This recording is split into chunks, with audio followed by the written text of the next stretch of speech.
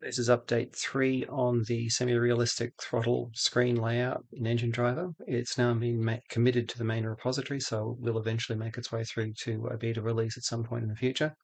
If you're really, really keen, you can contact me directly and I can send you an alpha access. I'll give you access to an alpha version.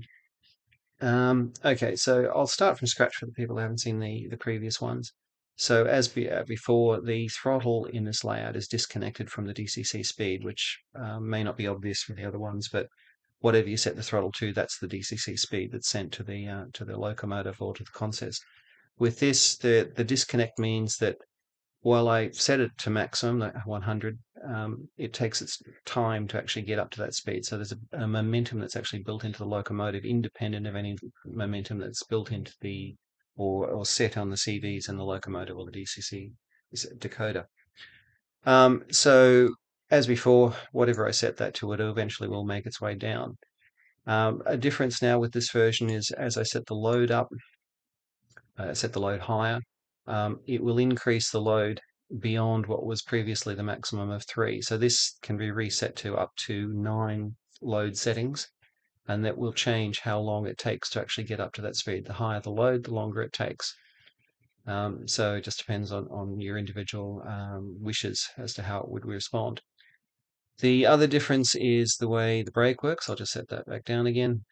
So brake previously, the more you applied the brake, it would automatically go all the way to 0 at some point, regardless of what setting your head on here. It would set a target speed of 0 and it eventually would make its way down. Now it takes into account what you've got for the locomotive setting. So if it's if the throttle is up, then it won't make its way to 0. There's a balance between the two. If you set it all the way, the brake all the way to maximum, it will still go down to 0 eventually anyway. I'm still playing with the algorithms on that, and it will probably evolve over time. Ooh, that was interesting. It still probably has a few little tweaks to be done.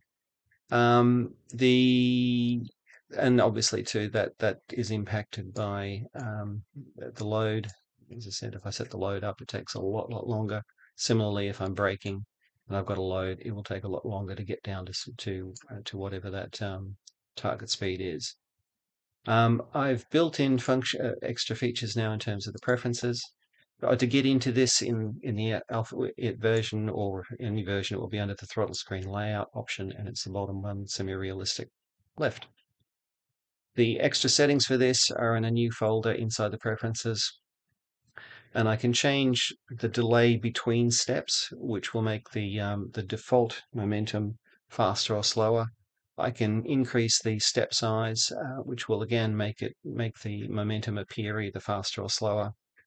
I can change the maximum percentage that it will allow you to get to. So if you really want to throttle back all of your locomotives, you can do it that way. Throttle notches, you can have the 8, which will now be the default when you start open this particular screen.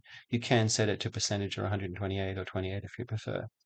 The number of brake steps can go up to 9 or a percentage, and the number of loads can go up to 9 or a percentage. So you can set those to be whatever is to your liking. And as I said, the load steps now, the more you enable, the slower the greater the momentum will be at those higher settings. Yeah, that's about it. Any suggestions? Just whack them in there. And as I said, hopefully it will be out in the beta before too long.